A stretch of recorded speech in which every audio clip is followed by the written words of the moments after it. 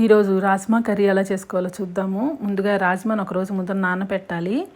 రాజ్మాని ఒక 2 బంగాళదుంపల్ని కలిపి ఒక 3 విజిల్స్ వచ్చేదాకా ఉడకపెట్టి వడబోసుకొని పక్కన పెట్టుకోవాలి. ఉల్లిపాయలు పచ్చిమిరపకాయలు కట్ చేసుకొని పెట్టుకోవాలి. ఒక గిన్నెలో నూనె వేసుకొని పోపు వేసుకొని తరిగి పెట్టుకున్న ఉల్లిపాయలని పచ్చిమిరపకాయలని వేయించుకోవాలి. ఒక 4 టమాటాలని ముక్కలు చేసి మిక్సీలో వేసుకొని ప్యూరీ చేసుకోవాలి. ఈ ఉల్లిపాయలు పచ్చిమిరపకాయలు వేగిన తర్వాత మనం తయారు చేసి పెట్టుకున్న ప్యూరీని కూడా వేసి టమాటా ప్యూరీని దాన్ని కూడా కాసేపు వేగనియాలి.